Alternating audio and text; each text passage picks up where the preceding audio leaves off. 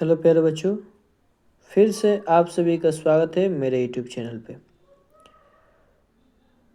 मैं आज आप लोगों के लिए 70 ऑब्जेक्टिव लेकर आया हूँ जो काफ़ी ज़्यादा इम्पोर्टेंट है 2026 में एग्ज़ाम के लिए। आप इतना समझिए कि इस 70 में से आपको 35 बनाना रहता है, लेकिन मैं 70 में आपको बताने वाला हूँ। और इसमें 25% आपके सेंटअप एग्ज़ाम में यानी बोर्ड के एग्ज़ाम में एकदम हर हालत में रहेगा तो रहेगा, ठीक है। और जो भी मेरे यूट्यूब चैनल पर नए हैं, आप लोग मेरे यूट्यूब चैनल को सब्सक्राइब कर लीजिए, वीडियो को देखिए। अगर अच्छा लगता है तो लाइक करिए, कमेंट करिए, और उससे भी अच्छा लगता है तो आप अपने मित्रों के पास इसे शेयर कर दीजिए, ठीक है। तो चलिए हम लोग ज़्यादा टाइम नहीं लेते हैं, अपने टॉपिक को स्टार्ट करते हैं। पहला क्वेश्चन हम लोग देखते हैं। तो देखिए, ध्यान दीजिए, पहला क्वेश्चन है अल्फ़ा 1 एंटीट्रिप्सिन। अल्फ़ा 1 एंटीट्रिप्सिन की उपयोग क्या है? तो मैं आपको पहले बता दूं कि बाबू, इसमें मैं आपको केवल आंसर ही बताऊंगा, ठीक है, कि ये ऑप्शन होगा, ठीक। पहला क्वेश्चन कह रहा है कि अल्फ़ा 1 एंटीट्रिप्सिन की उपयोगिता क्या है। तो इसका राइट आंसर क्या हो जाएगा? ए हो जाएगा एम्फाइसेमा के उपचार में, ठीक है। तो एक नंबर आपको समझ में आ गया होगा कि एक का राइट आंसर क्या होगा। तो एक का राइट आंसर आपका ए हो जाएगा, ठीक है। चलिए हम लोग चलते हैं दूसरे प्रश्न की ओर। टाइम हम लोग ज़्यादा नहीं लेंगे। दूसरे प्रश्न आप लोगों के सामने है, ध्यान दीजिए। दूसरा प्रश्न क्या कह रहा है बाबू? कह रहा है कि निम्नलिखित में से किस विधि द्वारा न्यूक्लिक अम्ल का प्रबंधन होता है? तो किस विधि द्वारा जी? तो पीसीआर के द्वारा होता है। सॉरी, पीसीआर नहीं, आपकी अगर बात की जाए तो आपका ट्रांसफेक्शन के द्वारा होता है। किसके द्वारा होता है जी? ट्रांसफेक्शन के द्वारा होता है, ठीक है। चलिए अगला हम लोग प्रश्न देखते हैं। 3 नंबर प्रश्न क्या कह रहा है? ध्यान दीजिए। 3 नंबर प्रश्न कह रहा है किस पीएच पर बैसिलस थ्यूरेंजेसी के द्वारा संश्लेषित कीटनाशक प्रतिरोधी सक्रिय हो जाता है? किस पीएच पर? तो अगर आपकी बात की जाए तो जो आप लोग पढ़ेंगे बीटी कटन पढ़े होंगे तो आप लोग को उसमें पता होगा कि जो बीटी कटन होता है यानी बैसिलस थ्यूरेंजेसी होता है, इसका पीएच मान उदासीन होता है। कैसे होता है बाबू? उदासीन होता है, यानी इसका राइट आंसर क्या हो जाएगा? उदासीन पीएच मान होता है, ठीक है। चलिए अगला हम लोग प्रश्न देखते हैं। 4 नंबर प्रश्न कर रहे हैं तंबाकू के पौधों में सूत्रकृमि के संक्रमण को रोकने हेतु आरएनए व्यक्तिगत का उपयोग किया जाता है, जिसमें सूत्रकृमि विशिष्ट जीनों को किस संवाहक द्वारा डाला जाता है? तो किस संवाहक द्वारा डाला जाता है? तो अगर बात की जाए 4 का राइट आंसर क्या होता है? तो एग्रो बैक्टीरियम द्वारा। किसके द्वारा डाला जाता है? एग्रो बैक्टीरियम द्वारा डाला जाता है, यानी इसका राइट आंसर क्या हो जाएगा? डी हो जाएगा, ठीक है। चलिए हम लोग 5 नंबर प्रश्न देखते हैं। 5 नंबर प्रश्न क्या कह रहे हैं? 5 नंबर प्रश्न कह रहा है कि बासमती चावल की कितनी किस्में भारत में उगाई जाती है? तो जो बासमती चावल है इसकी कितनी भारत में उगाई जाती है? तो 27 उगाई जाती है। कितनी उगाई जाती है बाबू? 27 उगाई जाती है, ठीक है। उम्मीद करता हूँ कि यहाँ तक आप लोगों को समझ में आ गया होगा। समझना क्या है इसमें, आपको देखना है और आपको 1-2 बार वीडियो को देख लेना है कि आपके दिमाग में ये रहे। निम्नलिखित में से कौन संगठन जीएम अनुसंधान संबंधित कार्यों की वैधानिकता एवं जीएमजीओ के सत्रिवेश की सुरक्षा का निर्णय लेती है? अब इसमें से आपको बताना है। तो अगर बात की जाए कि 6 नंबर का राइट आंसर क्या हो जाएगा? तो 6 नंबर का राइट आंसर सी हो जाएगा, GIAC, ठीक है। चलिए आगे देखिए। 7वां प्रश्न कह रहा है कि रामदेव मिश्र का नाम किस क्षेत्र में अनुसंधान से जुड़ा हुआ है? तो किस क्षेत्र में अनुसंधान से जुड़ा हुआ? तो अगर बात की जाए तो पारिस्थितिकी यानी इकोसिस्टम से जुड़ा हुआ है, ठीक है। आगे देखिए, अगर बात की जाए 8 नंबर कह रहा है कि HIV निम्न में से किस कोशिका पर आक्रमण करता है? तो HIV जो होता है निम्न में से अगर बात की जाए तो टी हेल्पर कोशिका पे अटैक करता है, यानी इसका राइट आंसर क्या हो जाएगा? डी हो जाएगा। चलिए 9 नंबर प्रश्न क्या कर रहा है? जल विलीय अकार्बनिक पोषक पदार्थों का मृदा के पोषक तत्वों में प्रवेश क्या कहलाता है? क्या कहलाता है जी? तो निच्छालन कहलाता है। क्या कहलाता है बाबू? निच्छालन कहलाता है। यानी 9 नंबर की राइट आंसर की बात की जाए तो 9 नंबर का राइट आंसर क्या हो जाएगा? निच्छालन, ठीक है। देखिए 10 नंबर प्रश्न क्या कह रहा है? कह रहा है कि रोबोट में के अनुसार वैश्विक जातीय विभिन्नता कितनी है? कितनी है? तो अगर बात की जाए 10 नंबर का राइट आंसर तो 1.5 मिलियन है। देखिए 2024 में जो एग्ज़ाम हुआ था ना, इसमें जो क्वेश्चन है ना, बहुत टफ क्वेश्चन आया था। जो पूरा किताब पढ़ा होगा उससे उससे 15 से 20 क्वेश्चन बना होगा, क्योंकि ये कुछ ऐसे क्वेश्चन हैं जो आपको मिला नहीं होगा, ठीक है। चलिए 11वां प्रश्न कह रहा है कि भारत की जैव विविधता विश्व की कुल जैव विविधता का कितना प्रतिशत है। भारत की जैव विविधता विश्व की कुल जैव विविधता का कितना प्रतिशत है। 11 की अगर राइट आंसर बात की जाए तो कितना है जी, 8.1% है, NB हो जाएगा। 12वां प्रश्न कह रहा है कि विक्टोरिया झील की सिचिलियन मछलियों के 200 से अधिक प्रजातियों की विलोपन का कारण क्या था। विलोपन का कारण क्या था, तो इसका राइट आंसर की बात की जाए तो इसका राइट आंसर क्या हो जाएगा, बी हो जाएगा, विदेशी जातियों का आक्रमण। क्योंकि आपको पता है कि जो अफ्रीकन कैटफिश थी, जब उसको देसी जाति के समुद्र में छोड़ा गया तो वहाँ की मछलियाँ जो थी वो धीरे धीरे खत्म होना चालू हो गई। चलिए 13वां प्रश्न हम लोग देखते हैं। 13वां प्रश्न क्या कह रहा है। 13वां प्रश्न कह रहा है वो निम्नलिखित में से कौन विश्वव्यापी उष्णता का कारण नहीं है। उष्णता का कारण नहीं है, तो अगर बात की जाए तो इसका राइट आंसर क्या हो जाएगा, ऊर्जा प्रयोग दक्षता में उन्नति। आपको वो बता दूं फिर से कि ये अगर आप बढ़िया से देख लेते हैं तो आप उम्मीद करिए कि 25% आपका इससे ऑब्जेक्टिव आपके बोर्ड में टेकअप हो जाएगा, ठीक है। आगे निम्नलिखित में से कौन सा कथन जैव खेती के बारे में असत्य है। अब इसमें से बताना है कि कौन ऐसा कथन है जो जैव खेती के लिए असत्य है। तो यह चक्रीय होते हैं शून्य अस्पष्ट में, इसका राइट आंसर क्या हो जाएगा, डी हो जाएगा, रासायनिक उर्वरक का प्रयोग, ठीक है। चलिए 15वां प्रश्न हम लोग देखते हैं। 15वां प्रश्न क्या कह रहा है। 15वां और आपके सामने कह रहा है कि तापक्रम के बारे में निम्नलिखित में से कौन कथन असत्य है। तापक्रम के बारे में निम्नलिखित में से कौन सा कथन असत्य है, तो इसका राइट आंसर हो जाएगा, तापक्रम पहाड़ के शिखर पर कम होता है, ये इसका राइट आंसर हो जाएगा, ठीक है। चलिए 16वां प्रश्न क्या कह रहा है, ध्यान दीजिए। 16वां कह रहा है कि वांछित विशेषकों को विकसित करने का कार्य प्राकृतिक वर्ण द्वारा किस स्तर पर किया जाता है। तो किस स्तर पर किया जाता है, तो इसका राइट आंसर विशिष्ट स्तर पर किया जाता है, यानी इसका राइट आंसर हो जाएगा, ए हो जाएगा, ठीक है। चलिए 17 नंबर प्रश्न क्या कह रहा है। कह रहा है कि मानव समष्टि के आयु पिरामिड में जन पूर्व, जन श्रम एवं जनोत्तर आयु वर्ग के व्यक्तियों का प्रतिशत क्रम से घटते क्रम में है, तो यह प्रतिबिंब करता है कि समष्टि, यह प्रतिबिंब करता है कि समष्टि क्या होगा, बढ़ेगा कि घटेगा कि क्या होगा, तो बढ़ रहता है, बढ़ता रहता है, ठीक है। चलिए 18वां प्रश्न क्या कार्य निम्नलिखित में से कौन जीवन काल में एक बार प्रजनन करता है, तो इसका राइट आंसर हो जाएगा, ए हो जाएगा, प्रशांत महासागरीय सामान मछली हमबासी। 2025 में भी क्वेश्चन ये आपका पूछा हुआ है, 2025 में भी ये क्वेश्चन आपके बोर्ड में पूछा हुआ है, तो आप सोच सकते हैं कि ये कितना इम्पोर्टेंट है, ठीक है। थोड़ा सा बाबू प्रॉब्लम है क्योंकि मेरा कुछ दिन से तबीयत खराब चल रहा है, तो आवाज़ आपको भारी सुनाई देता होगा, तो आप लोग एडजस्ट कर लीजिएगा, ठीक है।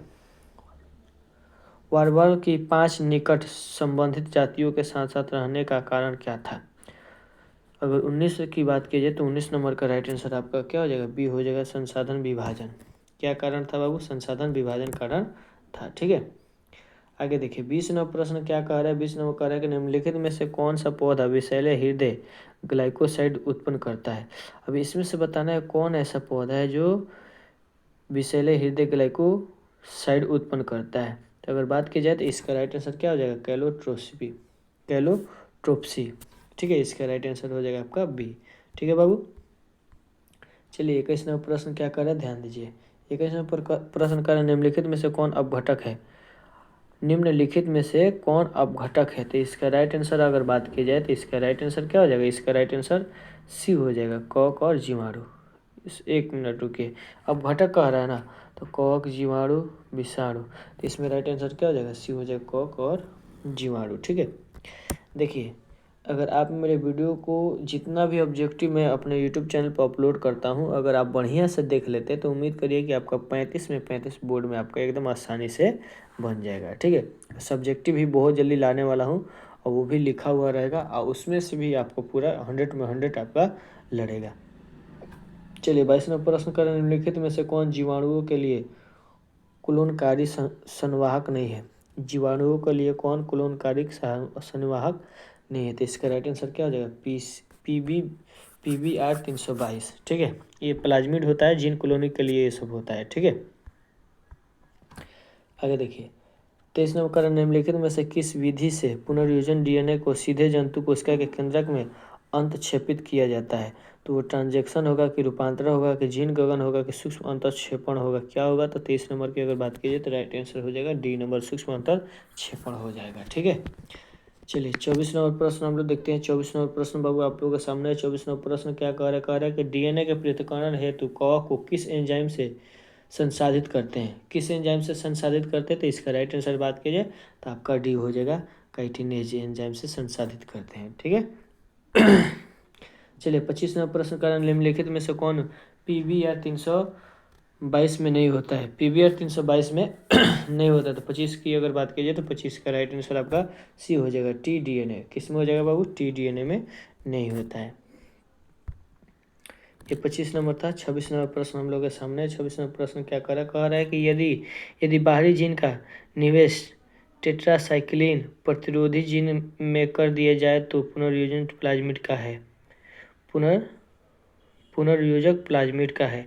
अब इसका 26 का राइट आंसर क्या होगा? तो 26 का राइट आंसर क्या हो जाएगा? ये हो जाएगा एम्पिसिलिन प्रतिरोधी समाप्त हो जाएगा। क्या समाप्त हो जाएगा जी? एम्पिसिलिन प्रतिरोधी समाप्त हो जाएगा। ठीक है, चलिए 27 नंबर प्रश्न हम लोग के सामने कह रहा है कि निम्नलिखित में से किस जीवाणु से ताप अस्थायी डीएनए पॉलीमरेज प्राप्त किया जाता है? ताप अस्थायी डीएनए पॉलीमरेज प्राप्त किया जाता है। तो इसका राइट आंसर हो जाएगा बी, हो जाएगा थर्मस एक्टिकस। ठीक है, चलिए 28 नंबर प्रश्न क्या कर रहा है? 28 नंबर प्रश्न कह रहा है कि निम्नलिखित में कौन जीवाणु कीटनाशी प्रोटीन संश्लेषित करता है?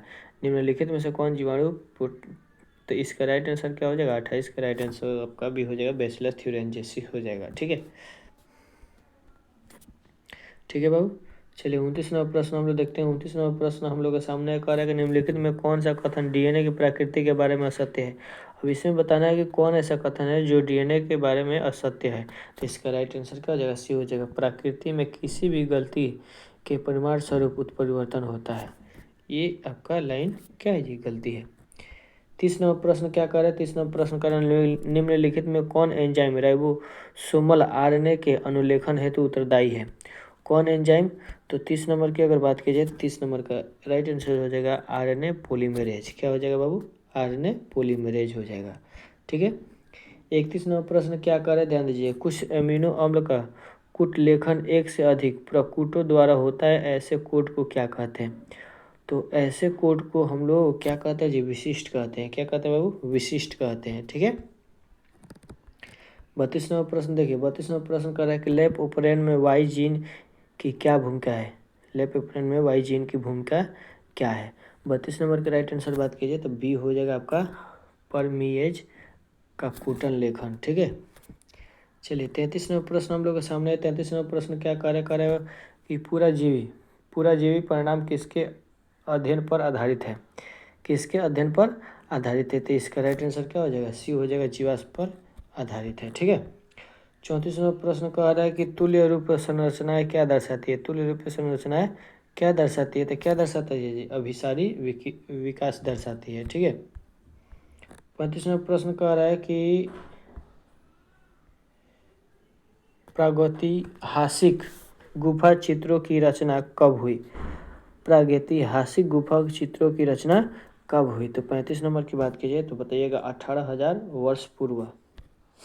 ठीक है, 36 नंबर प्रश्न कह रहा है, ये काफ़ी ज़्यादा आसान है, इंपॉर्टेंट भी है। दूध को दही में बदलने से किस विटामिन की मात्रा बढ़ जाती है? तो विटामिन B12। किसकी जी? विटामिन B12 की मात्रा बढ़ जाती है। 37वां प्रसंस्करण निम्नलिखित में से किस बैक्टीरिया पर कार्य करने के क्रम में अलेक्जेंडर फ्लेमिंग ने पेनिसिलिन की खोज की? किस बैक्टीरिया पर कार्य करने पर अलेक्जेंडर ने पेनिसिलिन की खोज की? तो ये जो आप लोग पढ़ोगे एंटीबायोटिक उसी को पता होगा। ठीक है, तो 37 नंबर का राइट आंसर क्या है? तो क्या हो जाएगा? स्टेप्लोकोकस, स्टेप्लोफिकोकस। ठीक है, इसका राइट आंसर क्या हो जाएगा? सी हो जाएगा। ठीक है, 38 नंबर प्रश्न कह रहा है कि निम्नलिखित में से कौन कोलेस्ट्रॉल के संश्लेषण को रोकता है? कोलेस्ट्रॉल के संश्लेषण को रोकता है, कौन रोकता है? तो बाबू स्टेटिन। क्या रोकता है जी? स्टेटिन रोकता है, यानी इसका राइट आंसर क्या हो जाएगा? डी हो जाएगा। ठीक है, 39 नंबर प्रश्न कह रहा है कि पादप कोशिका से संपूर्ण पौधा बनाने की क्षमता को क्या कहते हैं? पादप कोशिका से संपूर्ण पौधे को बनाने की क्षमता को क्या कहते हैं? उत्तक संवर्धन कहते हैं, बहु सकलता कहते हैं, पूर्व सकलता कहते हैं, सूक्ष्म प्रवर्धन कहते हैं। तो तो इसका अगर राइट आंसर की बात की जाए तो इसका राइट आंसर क्या हो जाएगा, पूर्व सफलता हो जाएगा। ठीक है। 40 नंबर प्रश्न कर है, हिसार डैल निम्नलिखित जानवरों में से किसका नस्ल है? तो भेड़ का है। किसका है नस्ल? भेड़ का है। ठीक है। चलिए 41 नंबर प्रश्न क्या कह रहा है? कह रहा है कि निम्नलिखित में से किस तकनीक के प्रयोग से पीला मोजेक वायरस प्रतिरोधी मूंग दाल प्राप्त किया गया था? किसके प्रयोग के द्वारा किया गया था? तो इसका राइट आंसर हो जाएगा उत्परिवर्तन प्रजनन के द्वारा। ठीक है। चलिए 42 नंबर प्रश्न हम लोग के सामने है। 42 नंबर प्रश्न क्या कह रहा है कि डीएनए के खंडों का गमन एनोड की तरह इलेक्ट्रोफोरेसिस में होने का कारण डीएनए खंडों का ऋण आवेशित होना। क्या होगा बाबू? डीएनए खंडों का ऋण आवेशित होना, यानी इसका राइट आंसर क्या हो जाएगा? ए हो जाएगा। ठीक है। 43 में प्रश्न कर निम्नलिखित में से कौन पौधों में कायिक प्रसार के लिए उत्तरदायी नहीं है? कायिक प्रसार के लिए उत्तरदायी नहीं है। तो 43 के अगर राइट आंसर की बात की जाए तो इसका राइट आंसर क्या हो जाएगा? डी हो जाएगा, मुकुल हो जाएगा, जेम्स हो जाएगा। ठीक है। 44 नंबर प्रश्न देखिए। 44 नंबर प्रश्न कर रहा है निम्नलिखित में से कौन कथन असत्य है? निम्नलिखित में से कौन कथन असत्य है? तो इसकी अगर बात की जाए तो असत्य की बात की जाए तो इसका राइट आंसर हो जाएगा, इसका राइट आंसर आपका ए हो जाएगा। ठीक है। 45 नंबर प्रश्न देखिए। 45 नंबर प्रश्न कह रहा है कि निम्नलिखित में से पौधे को बंगाल का आतंक कहा जाता है। किसको कहा जाता है? तो जलकुंभी ए हो जाएगा। ठीक है। 46 नंबर प्रश्न देखिए। 46 नंबर प्रश्न निम्नलिखित में लघु बीजाणु दानी का हिस्सा नहीं है। तो कौन नहीं है जी? अंतथिसियम है, बीजांड द्वार। कौन है बाबू? डी नंबर आपको हो जाएगा, बीजांड द्वार नहीं है। ठीक है। 47 नंबर प्रश्न कर रहा है कि आवृत बीजी पौधों में निम्नलिखित में से किस कोशिका के विभाजन के पश्चात दो नर युग्मक बनते हैं? तो किस कोशिका के विभाजन के पश्चात बनते हैं? तो अगर बात की जाए तो आपका लघु बीजाणु मातृ कोशिका हो जाएगा, यानी सी नंबर हो जाएगा। ठीक है। 48 नंबर प्रश्न पर ध्यान दीजिएगा। निम्नलिखित में से कौन अंड समूचे से नहीं जुड़ता है? अंड समूचे से नहीं जुड़ता है। तो कौन नहीं जुड़ता है जी? प्रतिवेशांत कोशिका नहीं जुड़ता है। ठीक है। 49 नंबर प्रश्न देखिए। 49 नंबर कह रहा है कि घास के बीज में प्रशल्क को क्या कहते हैं? घास के बीज में प्रशल्क को क्या कहते हैं? तो क्या कहते हैं? बीज पत्र कहते हैं। क्या कहते हैं बाबू? बीज पत्र, यानी बी आंसर हो जाएगा। 50 नंबर प्रश्न क्या कह रहा है कि तद्रुप प्रजनी लाल फूल वाले एक तद्रुप प्रजनी सफ़ेद फूल वाले एंटीरिनम के पौधे के संकरण के फलस्वरूप F1 पीली गुलाबी फूलों वाली थी। तो ये किसका उदाहरण है? किसका उदाहरण है बाबू? तो अगर बात की जाए 50 का राइट आंसर क्या हो जाएगा? 50 का राइट आंसर हो जाएगा अपूर्व प्रभावता का हो जाएगा, यानी सी हो जाएगा। चलिए 51 नंबर प्रश्न हम लोग देखते हैं। 51 नंबर प्रश्न आप लोगों के सामने कह रहा है कि निम्नलिखित में कौन कथन असत्य है? अब आपको बताना है कि निम्नलिखित में से कौन कथन असत्य कारक विभक्त होते हैं। ठीक है, यानी बी नंबर इसका असत्य है। 52 नंबर कह रहा है स्वतंत्र अभिहन के नियम का कोशिकीय आधार क्या है? स्वतंत्र अभिहन का नियम का कोशिकीय आधार क्या है? तो क्या है जी? एलील का समीक्षण नहीं होना। 53 नंबर प्रश्न कह रहा है कि वंशागति का क्रोमोसोम सिद्धांत किसने प्रतिपादित किया? वंशागति का क्रोमोसोम के सिद्धांत किसने प्रतिपादित किया? तो इसका राइट आंसर आपका हो जाएगा सटन एम बुबेरी ने किया था। वंशागति के नियम कौन दिए थे? मेंडल दिए थे। ठीक है, लेकिन यहाँ पे क्रोमोसोम वाला पूछ रहा है ना। कह रहे 54 नंबर निम्नलिखित में से कौन क्रोमोसोम विकार नहीं है? तो विकार नहीं है तो इसमें आपका हो जाएगा हीमोफीलिया, क्योंकि ये तीनों है। ठीक है। 55 नंबर प्रश्न कर रहा है डीएनए का एक्स किरण विवर्तन आंकड़ा किसने दिया? डीएनए का एक्स किरण विवर्तन आंकड़ा किसने दिया? तो किसने दिया जी? मैरियस विल्किंग्स एम रोजलिंड फ्रैंकलिन ने दिया, यानी इसका राइट आंसर क्या हो जाएगा? ए हो जाएगा। ठीक है। 56 नंबर प्रश्न क्या कह रहा है? 56 नंबर प्रश्न कह रहा है हर्शे एम चेस के प्रयोग का निष्कर्ष क्या था? हर्शे एम चेस के प्रयोग का निष्करण क्या था? तो 56 नंबर की बात की जाए तो 56 नंबर का राइट आंसर हो जाएगा आपका ए हो जाएगा। जीवाणु का आनुवांशिक पदार्थ डीएनए है। आप लोग जितना जितना हो सकता है बाबू उतना आप कमेंट करिए, लाइक करिए और अपने मित्रों के पास शेयर कीजिए। जो अभी तक मेरे यूट्यूब चैनल को ज्वाइन नहीं किए हैं, नहीं जुड़े हैं, सब्सक्राइब नहीं किए, तो आप लोग मेरे यूट्यूब चैनल को जल्दी से जल्दी सब्सक्राइब कर लीजिए। चलिए 57 प्रश्न का निम्नलिखित में से कौन समापक कोड नहीं है? निम्नलिखित में से कौन समापन कोड नहीं है? तो कौन है जी? AUG। ठीक है। 58वां प्रश्न आप लोगों के सामने है, कह रहा है कि अंतरण आरएनए के अवशोषीकरण का क्या अर्थ है? अवशोषीकरण का अर्थ क्या है? तो क्या है जी? सजातीय अंतरण आरएनए से एमिनो अम्ल का जोड़ना, यानी इसका राइट आंसर हो जाएगा ए हो जाएगा। ठीक है। 59 नंबर प्रश्न देखिए। 59 नंबर प्रश्न का निम्नलिखित में से कौन असंक्रामक रोग है? तो एड्स संक्रामक रोग है, मलेरिया संक्रामक रोग है, टाइफाइड संक्रामक रोग है, लेकिन जो कैंसर है ये संक्रामक रोग नहीं है, असंक्रामक रोग है। तो इसका राइट आंसर क्या हो जाएगा? सी हो जाएगा। चलिए 60 नंबर प्रश्न देखिए। 60 नंबर प्रश्न का निम्नलिखित में से किस रक्त कोशिका को PMNL कहते हैं? किस रक्त कोशिका को PNLM कहते हैं? तो इसका राइट आंसर क्या हो जाएगा? सी हो जाएगा, न्यूट्रोफिल को कहते हैं। ठीक है। चलिए 61 नंबर प्रश्न को ध्यान दीजिए। कह रहा है कि निम्नलिखित में से किसे प्रचुर कोलेस्ट्रॉल में होती है? देखिए ये प्रश्न फिर आपका 2025 में भी पूछा है, ये 2025 में भी पूछा है और 2024 में भी पूछा है। तो इसका राइट आंसर क्या हो जाएगा? IgA हो जाएगा। ठीक है। आगे देखिए 62 नंबर प्रश्न कह रहा है कि डायस्टिल मॉर्फिन क्या है? डायस्टिल मॉर्फिन क्या है? तो 62 की राइट आंसर की बात कीजिए तो आपका बी हो जाएगा, हीरोइन। ठीक है। 63 नंबर कह रहा है बिडाल परीक्षण से किस ज्वर की पुष्टि किया जाता है? तो टाइफाइड, किसकी? टाइफाइड। राइट आंसर हो जाएगा आपका बी। ठीक है। चलिए 64 नंबर प्रश्न हम देखते हैं। कह रहा है कि सगर्भता के कितने माह के बाद भ्रूण के पाद एक अंगुलीय विकसित हो जाते हैं? तो कितने माह के बाद जी? तो मेरे अंदाज से तो इसमें होना चाहिए आपका 2 माह। कितने माह? 2 माह। चलिए 65 नंबर प्रश्न क्या कह रहा है? कारण निम्नलिखित में से कौन भारी मात्रा में प्रोजेस्टेरोन हार्मोन को स्रावित करता है? तो पिंड पिटक यानी कॉपर लुटियम। इसका राइट आंसर हो जाएगा, सी हो जाएगा। ठीक है। 66 नंबर कह रहा है कि अंडोत्सर्ग के पश्चात अंडाणु किस कोशिका समूह से घिरा होता है? तो किस कोशिका समूह से घिरा होता था? इसकी राइट आंसर की बात की जाए तो ए नंबर हो जाएगा, ऑरियर क्रिटी यानी कोरोना रेडिएटर से घिरा हुआ रहता है। 67 नंबर प्रश्न देखिए। कह रहा है कि निम्नलिखित में से कौन कोशिका अगुणित है? निम्नलिखित में से कौन कोशिका अगुणित है? अंडजनी, प्राथमिक अंड, द्वितीय अंडजनक। अगुणित, तो इसमें अगर बात की जाए 67 का राइट आंसर क्या हो जाएगा?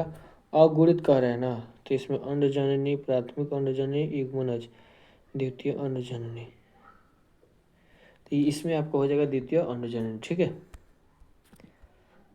68 नंबर प्रश्न देखिए। 68 नंबर प्रश्न कह रहा है कि एक नई गर्भ निरोधक गोली जो गैर स्टेराइल है जो, तो उसे कहते हैं क्या? कहते हैं जी? सहेली कहते हैं। क्या कहते हैं? सहेली कहते हैं। इसका राइट आंसर सी हो जाएगा। ठीक है। 69 नंबर प्रश्न क्या कह रहा है? 2001 की जनगणना के अनुसार भारत की जनसंख्या वृद्धि क्या है? ये भी आपके 2025 में क्वेश्चन पूछा हुआ है। तो अभी 3 क्वेश्चन आप देख दिए कि 2024 का 2025 में पूछा हुआ। तो इसका राइट आंसर क्या हो जाएगा? लगभग 2%। चलिए लास्ट इस चैप्टर का क्वेश्चन होगा, निम्नलिखित में से कौन अंतः गर्भाशय युक्ति हार्मोन मोचक है? कौन है? तो LNG, यानी इसके राइट आंसर की बात की जाए तो बी हो जाएगा आपका। ठीक है। LNG-20। ठीक है। तो उम्मीद करता हूँ कि यहाँ तक आप लोगों को समझ में आया होगा। आप बढ़िया से इसको देख लीजिए, क्योंकि आपको भी पता है कि ये आपके एग्ज़ाम के लिए काफ़ी ज़्यादा इम्पोर्टेंट है और इससे 25% आपकी बोर्ड में आने की पूरी चांस है। ठीक है। तो आज के लिए बस हम लोग इतना रहने देते हैं बाबू। जय हिंद, जय भारत।